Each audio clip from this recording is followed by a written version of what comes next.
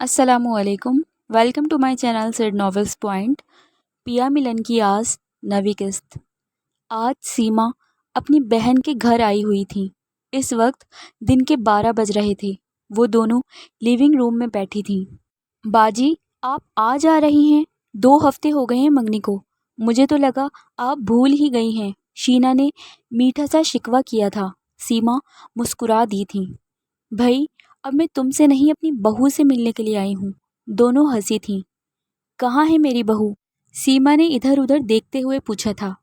جی سیما باجی وہ آ رہی ہے، بس تھوڑی دیر انتظار کریں. علینا سو رہی تھی جب سیما آئی تھی تو وہ علینا کو جلدی سے جگا کر آئی تھی، اس لیے انتظار کرنے کو کہا تھا. انتظار کس بات کا بھائی؟ اتنا تیار ہونے کی کیا ضرورت ہے؟ اس کا منگیتر نہیں ساس آئی ہیں. سیما نے مسکراتے ہوئے کہا. ارے نہیں، وہ سو رہی تھی، ابھی اٹھا کر آئی ہوں. شینا نے بتایا تھا تو سیما کو حیرت ہوئی تھی.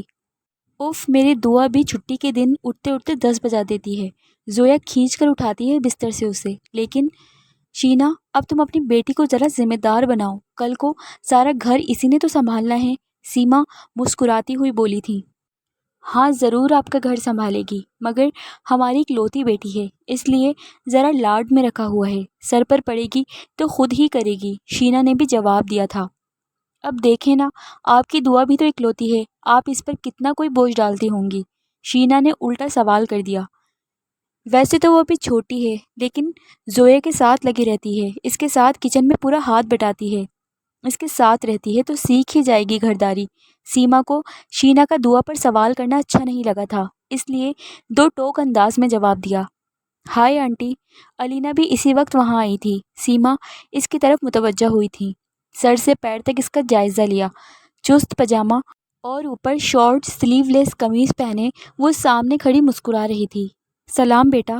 سیما کو اس کا حلیہ عجیب سا لگا تھا اور اس کا ہائے بولنا بھی ان کو نہ بھایا تھا، تو انہوں نے خود ہی اسے سلام کیا. وعلیکم السلام بولتے وہ بنا شرمندہ ہوئے ان کے پاس بیٹھ گئی. یہ لیجئے آ گئی آپ کی بہو. شینا بولی تھی. کیسی ہو بیٹا؟ سیما اس کے سر پر ہاتھ پھیرتی ہوئی بولی تھی. پھر کب لے جا رہی ہو ہمارے گھر کی رونق کو اپنے گھر؟ شینا نے ہنستے ہوئے پوچھا تھا. بہت جلد ہی بیاہ کر لے جاؤں گی، بس ذرا گھر میں کچھ مسئلے چل رہے ہیں، جیسے ہی وہ ختم ہوں گے بس پھر شادی کی تیاریاں شروع. باجی آپ تو کہہ رہی تھیں کہ زویا کی طلاق کروا رہے ہیں بھائی صاحب. شینا نے دل کی بات پوچھ ہی لی تھی. پتہ نہیں، عالم چپ سے بیٹھے ہیں، پتہ نہیں کیا فیصلہ کرتے ہیں اب. اچھا ہے جلدی طلاق ہو جائے، اس زویا سے جان تو چھوٹے گی جو اتنی اچھی بنی پھرتی ہے. علینا نے بس دل میں سوچا تھا. اسی وقت گھر کی ملازمہ چائے لے کر آئی اور ان کو چائے پکڑانے لگی. پہلے شینا کو چائے پکڑائی اور پھر سیما کو، اور پھر علینا کو چائے پکڑا ہی رہی تھی کہ چائے کا کپ اس کے ہاتھ سے چھوٹ گیا اور چائے ملازمہ کے ہاتھوں اور پیروں پر گری اور کچھ چھینٹے علینا کے کپڑوں پر پڑے تھے. علینا آپ اس سے باہر ہو گئی. چٹاخ ایک زوردار تھپڑ علینا نے ملازمہ کے منہ پر جڑا تھا. اندھی ہو، دھیان سے کام نہیں کر سکتی کیا؟ میرے سارے کپڑے خراب کر دیے. وہ چلاتی ہوئی اٹھی تھی. علینا کنٹرول یور سیلف. شینا نے اسے ٹھنڈا کرنے کی کوشش کی اور علینا وہاں سے چلی گئی تھی. تمہارے ہاتھ جلے ہیں، پہلے جا کر کچھ لگا لو. سیما نے ملازمہ کو کہا جو جلے ہاتھوں سے کپ کی کرچیاں اٹھا رہی تھی. جاؤ تم کچن سے کوئی آئنٹمنٹ لگا لو. شینا بھی فٹ سے بولی تھی. باجی علینا بس ذرا جذباتی ہو جاتی ہے. شینا نے علینا کی طرف سے صفائی پیش کرنا چاہی. سیما بس خاموش رہی تھی. انہیں زویا یاد آئی تھی کہ وہ کتنی حساس تھی نوکروں کے معاملے میں. اگر ان سے کوئی غلطی ہو بھی جاتی تو وہ ان کا کیا اپنے سر پر لے لیتی تھی، کہیں انہیں ڈانٹ ہی نہ پڑ جائے. دعا اور ایمان بھی کبھی یوں ملازموں سے بدتمیزی نہیں کرتی تھیں. باجی کیا سوچ رہی ہیں؟ شینا کی آواز پر وہ سوچ سے باہر آئیں.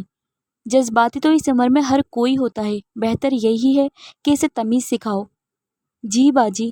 سیما کی بات پر شینا بس اتنا ہی کہہ سکی تھی اور پھر کچھ دیر وہ اور ٹھہری، پھر وہاں سے اٹھ کر گھر کے لیے نکل گئی تھی. تمہیں کچھ عقل بھی ہے کہ نہیں؟ یہ کیسا بیہیو کر رہی تھی تم اپنی ساس کے سامنے؟ شینا غصے سے بولی تھی. ماما ایسا بھی کیا کر دیا ہے میں نے؟ ساری غلطی اس نوکرانی کی ہے، میرے سارے کپڑے خراب کر دیے تھے. علینا لاپرواہی سے بولی تھی. تھوڑا بہت سگڑ پن بھی دکھا دیا کرو اپنی ساس کو. कैसे ज़ोया की तारीफ़ कर रही थी कि सारा घर संभालती है, वो तुम्हारी उम्र की ही है। मामा प्लीज़ अब मेरे सामने ज़ोया का जिक्र ना किया करें, ज़हर लगती है मुझे वो दोनों बहनें, अलीना ने नफ़रत से कहा था। शीना बस सर हिलाती रह गई थी और वहाँ से चली गई थी। ज़ोया भाभी 3 दिन तो ऐसे ही गुजर गए हैं और हमने कोई शॉपिंग भी नहीं की अभी तक। अभी ज़ारून भाई भी नहीं मान रहे ले जाने के लिए, मिन्नतें करवा रहे हैं। दुआ को फ़िक्र हो रही थी ज़ोया की तैयारी को लेकर। दुआ, मेरे पास बहुत सारे ड्रेसेस हैं, बहुत अच्छे अच्छे, तुम क्यों टेंशन ले रही हो? ज़ोया ने प्यार से कहा था। जितने भी अच्छे अच्छे ड्रेसेस हों आपके पास, मगर आप लेकर नए ड्रेस ही जाएंगी बस, वो ज़िद्दी लहजे में बोली थी। मैं डैड को कॉल करती हूँ, ऐसे तो ज़ारून भाई नहीं मानेंगे। ज़ोया ने नफ़ी में सर हिलाया था कि वो नहीं मानने वाली।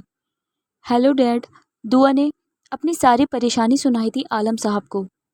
Okay dad, love you, bye, दुआ एक्साइटेड होती बोली थी। ज़ोया भाभी अब तो तैयारी करें, हम शॉपिंग पर जा रहे हैं, लंच टाइम पर ज़ारून भाई आ जाएंगे, आखिरी लफ्ज़ दुआ ने खींच कर कहा था और उछल कूद करती कमरे से बाहर निकल गई थी। ज़ारून ऑफिस में बैठा लैपटॉप पर तेज़ी से टाइपिंग कर रहा था जब इसका फ़ोन बजा था। उफ़, ये दुआ भी ना सर खा गई है, कहा भी है कि टाइम नहीं है। इसको सुनाने का इरादा रखते हुए बग़ैर नंबर देखे फ़ोन उठाकर कान से लगाया था। क्यों फ़ोन करके सर खाया हुआ है तुमने? वो तेज़ आवाज़ में बोला था। क्या मैंने? ज़ारून ने फ़ौरन कान से हटाकर मोबाइल नंबर देखा था। सॉरी, मैं समझा दुआ है, ज़ारून बालों में उंगलियां फेरता बोला था। इट्स ओके, अलीना बोली। खैरियत इस वक्त कॉल की? इसने अपना लहजा नॉर्मल करते हुए पूछा था। क्या हम कहीं मिल सकते हैं? बस ज़रा ऑफिस के कामों से फ्री हो जाऊं तो ज़रूर मिलेंगे, मगर फ़िलहाल तो मुश्किल है, ज़ारून ने बहाना बनाया था। ओके, जैसे आपकी मर्ज़ी। वो फ़ोन बंद कर गई थी। ज़ारून का इनकार इसे बुरा लगा था। ज़ारून ने फ़ोन को घूरा था और फ़ोन साइलेंट पर लगा दिया था। लंच टाइम हुआ तो ज़ारून आलम साहब के कहने पर इनके ऑफिस आया था। जी डैड, आपने बुलाया था? हाँ, तुम घर जाओ। ज़ारून घबराया था इनके इस तरह कहने पर। क्या हुआ है डैड? मुझसे कोई गलती हो गई है जो आप मुझे काम से निकाल रहे हैं? उफ़, आलम साहब ने सर पर हाथ मारा था।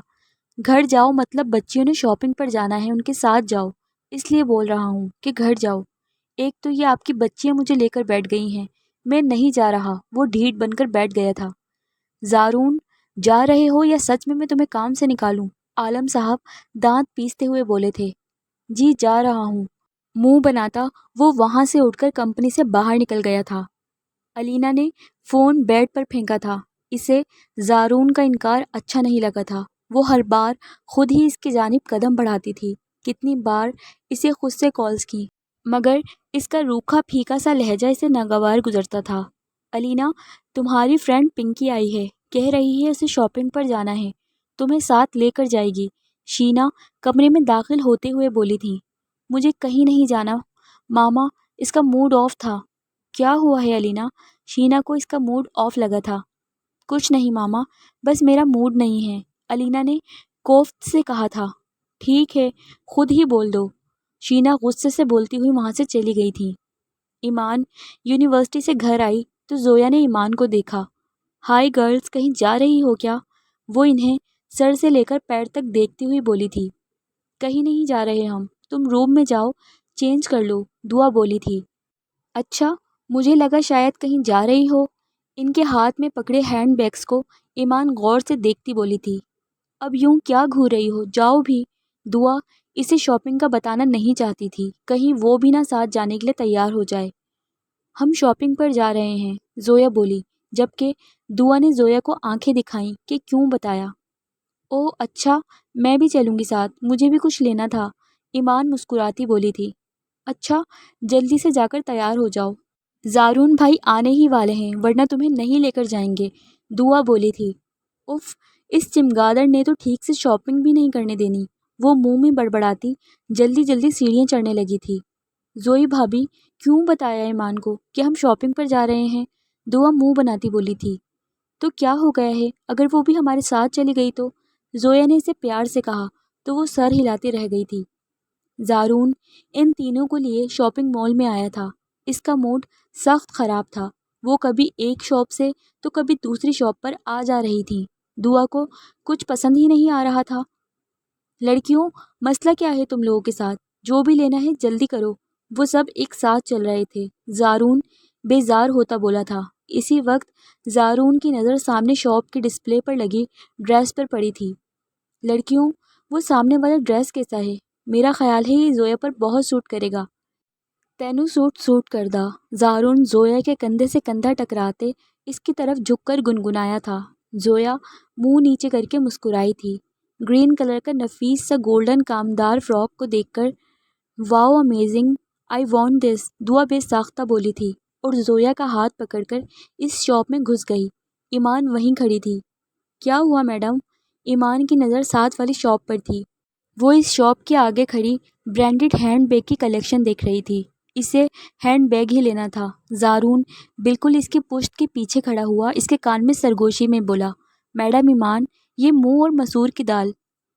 ایمان نے غصے سے ہلکا سا منہ موڑ کر اسے دیکھا تھا۔ دونوں کے چہرے میں بس انچ کا فاصلہ تھا۔ اگر وہ ذرا بھی ہلتی تو اس سے ضرور ٹکرا جاتی۔ ہٹو پیچھے، اس نے تیز لہجے میں کہا تھا۔ زارون پیچھے ہوا تھا۔ ایمان آگے بڑھی تھی۔ اس نے اس شاپ میں جانے کا ارادہ ترک کر دیا تھا۔ وہ ایک دو قدم چلی تھی کہ زارون اس کا ہاتھ پکڑ کر اسے کھینچتا ہوا اسی شاپ کے اندر لے گیا تھا۔ چھوڑو، مجھے نہیں لینا کچھ، وہ اپنا ہاتھ چھڑاتی چڑ کر بولی تھی۔ یار، انگیجمنٹ کا تحفہ ہی سمجھ لو، پیمنٹ میں کر دوں گا۔ زارون مسکرا کر ارد گرد نگاہ دوڑاتا ہوا بولا تھا۔ کوئی ضرورت نہیں، مجھے لینا ہوگا تو میں خود لے لوں گی، وہ غصے سے ناک پھلاتی بولی تھی۔ میم پلیز لے لیجیے اچھا سا ہینڈ بیگ، آپ کے فیونسے کتنے پیار سے دلوا رہے ہیں، سیلز گرل بولی، جو ان کی باتیں دروازے کے پاس کھڑی سن رہی تھی۔ زارون نے انگیجمنٹ کا نام لیا تھا تو وہ اسے اس کی منگیتر ہی سمجھی تھی۔ ایمان کا لفظ فیونسی پر حیرت سے منہ کھلا تھا۔ زارون کو ہنسی آئی تھی مگر وہ اپنی ہنسی کنٹرول کرتا شرارتی انداز میں سیلز گرل سے بولا، مس، کوئی اچھا سا ہینڈ بیگ دکھائیں میری ہونے والی وائف کے لیے۔ زارون پر اسے تب چڑھی تھی جو کب سے اسے زج کر رہا تھا۔ اس سے پہلے کہ وہ کچھ بولتی، سیلز گرل خوبصورت سا برانڈڈ ہینڈ بیگ لیے سامنے آئی۔ میم، یہ بیگ آپ کے لیے بہت اچھے لگے گا۔ تھینکس۔ زارون نے وہ بیگ لے لیا تھا اور کاؤنٹر سے پیمنٹ کر کے اس کے سامنے آیا۔ چلے مسز، وہ شوق ہوتا بولا تھا۔ اس کا بازو پکڑ کر کاندھے پر بیگ لٹکا دیا۔ واؤ، بہت جچ رہا ہے تم پر۔ برانڈڈ چیز بھی بندے کی شخصیت ہی بدل دیتی ہے۔ ایمان کو لگا جیسے 11,000 کا برانڈڈ بیگ دلا کر وہ اس کا مذاق اڑا رہا ہے۔ چلیں، وہ اس کا ہاتھ پکڑے سیلز گرل کو ہاتھ ہلا کر شاپ سے باہر نکلا تھا۔ بیوٹیفل کپل، پیچھے سے سیلز گرل نے کہا، جو دونوں نے سنا تھا۔ جیسے ہی وہ شاپ سے باہر نکلے، سامنے علینا دونوں ہاتھ باندھے کھڑی تھی اور انہیں گھور رہی تھی۔ اسے دیکھتے ہی زارون نے فوراً سے ایمان کا ہاتھ چھوڑا تھا۔ ایمان کو بہترین موقع ہاتھ لگا تھا اپنا بدلہ لینے کا۔ فیونسی، اب بتاتی ہوں، اس نے دل میں سوچا۔ ہائے علینا، تم؟ ایمان نے ہاتھ ہلایا۔ علینا نے اسے گھورا تھا مگر بولی کچھ بھی نہیں۔ وہ پہلے ہی ان سب کو دیکھ چکی تھی اور زارون کا ایمان کا ہاتھ پکڑ کر شاپ میں لے جانا بھی دیکھ چکی تھی اور شاپ کے باہر کھڑی انہیں غصے سے دیکھ رہی تھی۔ مجھ سے ملنے کا ٹائم نہیں اور اس میڈم کو شاپنگ کروا رہا ہے۔ علینا، تم جیسا سوچ رہی ہو ایسا کچھ بھی نہیں ہے، تم غلط سمجھ رہی ہو، وہ گھبرانے کی ایکٹنگ کرتے ہوئے بولی تھی۔ دیکھو، ہم سب کے ساتھ شاپنگ پر آئے ہیں، ہم دونوں اکیلے نہیں ہیں۔ وہ دیکھو، دعا اور زویا سامنے والی شاپ پر ہیں، وہ سامنے کی شاپ پر انگلی سے اشارہ کرتی معصومیت سے بولی تھی۔ اور یہ ہینڈ بیگ بھی زارون نے مجھے زبردستی دلایا تھا، میں نہیں لے رہی تھی۔ اوکے، تم لوگ انجوائے کرو، میں دعا اور زویا کے پاس جا رہی ہوں۔ معصوم سی شکل بنائے وہ وہاں سے چلی گئی تھی۔ زارون ہکا بکا کھڑا ایمان کی باتیں سن رہا تھا۔ اب علینا زارون کو دونوں ہاتھ باندھے دیکھ رہی تھی۔